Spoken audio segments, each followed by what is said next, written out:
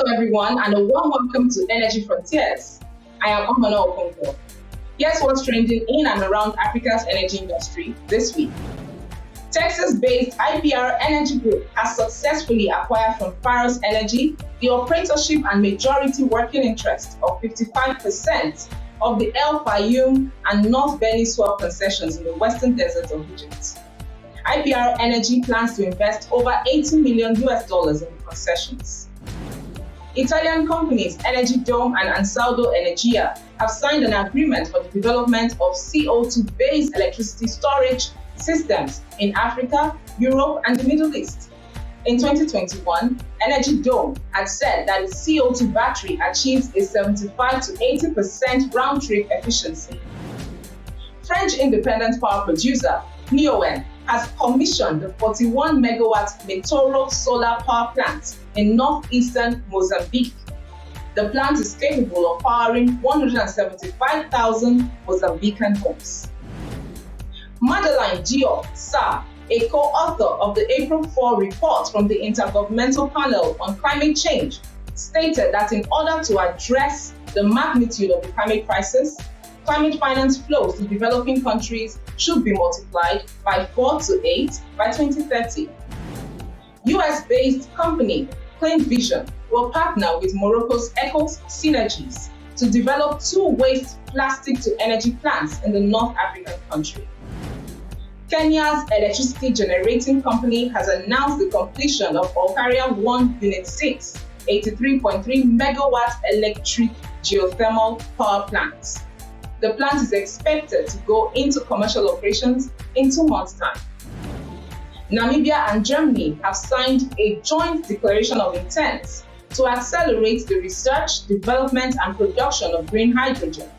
The joint venture will invest up to $9.4 billion to develop a green hydrogen project in Namibia. Italian energy giant Eni has awarded a $150 million maintenance contract on Mozambique's Coral Sul floating natural gas vessel to Saipem. Next is my guest on Energy Quick Chat as we chat to South Africa's hydrocarbon industry. This is Energy Frontiers.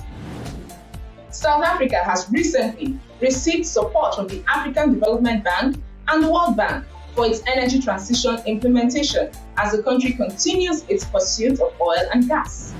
In Energy Quick Chat this week, Nosizwe Macamo, a member of the advisory board of the African Energy Chamber, gave insights into all of this and more. Here is an excerpt of our conversation, but you can watch the entire interview on our Frontier Africa Report YouTube page. Enjoy it. To start us off, how many new investments is South Africa currently attracting and into what projects in the oil and gas industry? Very interesting.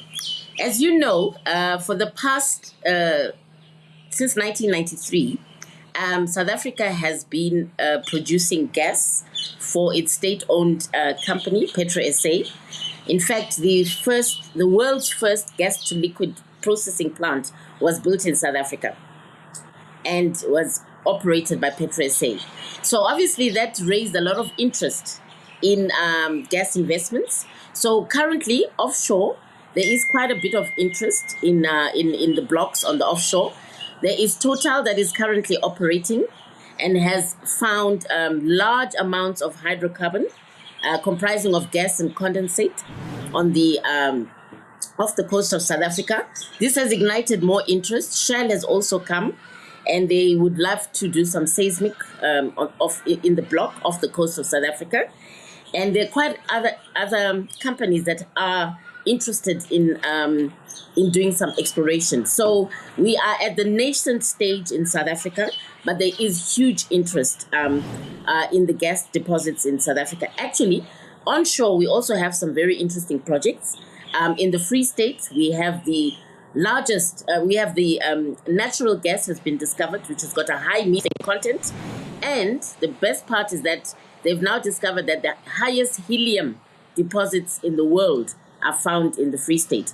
So there's a lot of activity starting to happen in South Africa with regards to oil and gas exploration. By the way, in the Karoo of South Africa as well, there is a huge, potentially huge shale gas deposits. And that also is something very exciting. There's a project called the Shale Gas Strategic Project, which the Central Energy Fund, which the government of South Africa is also very interested in progressing. Great. So what is the official policy stance of South Africa in terms of the energy transition discourse?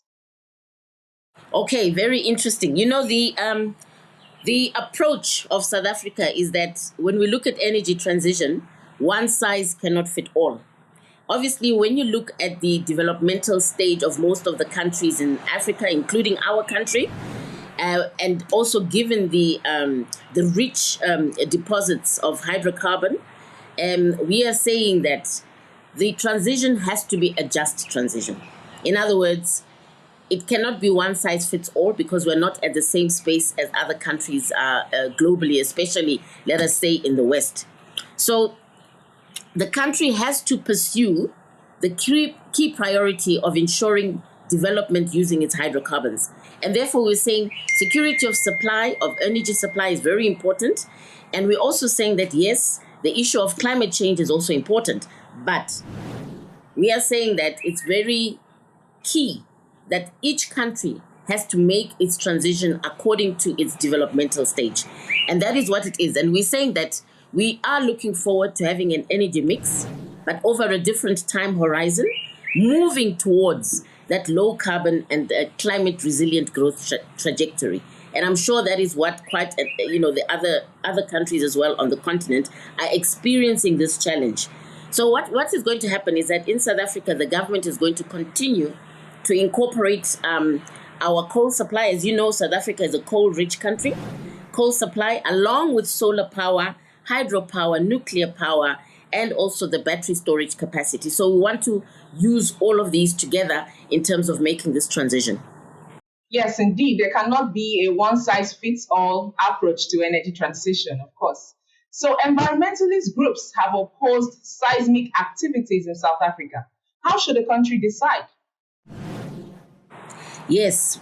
You know that South Africa is a very consultative country. So even though we were taken aback by the fact that the opposition to the seismic work was successful in terms of going through the court processes, what is happening now is that there needs to be continuous engagement with all the necessary stakeholders, so that we have to be transparent about what does the seismic activity involve, and also what are the experiences that we have globally in terms of, where there's been work done in certain specific marine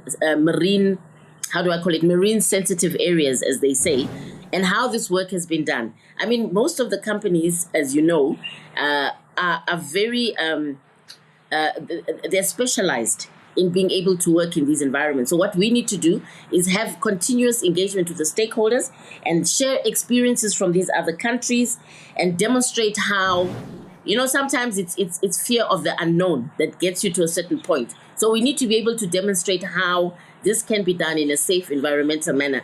And our Department of Minerals, our Department of Energy is very, very keen, has already started, in fact, with the engagement along these areas where these seismic activities are happening. And of course, they will extend that to other decision-making bodies so that people can understand that this is something that can be done, and it can be done in an environmentally safe manner.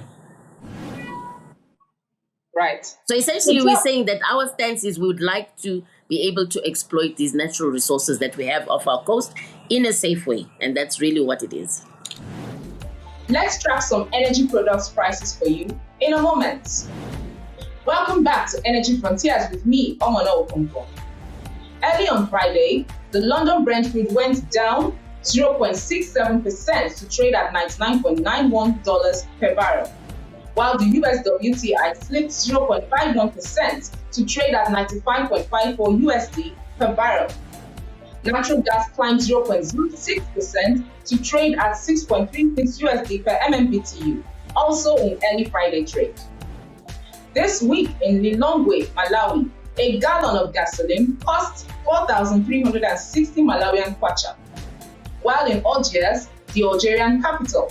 A gallon of gasoline cost 175 Algerian dinar. And that is the package for this edition of your Energy Frontiers. And we thank you for watching. You can follow the show on Frontier Africa Report's website and all our social media accounts as shown on the screen. I am Omona Okonkwo, and I will see you next time.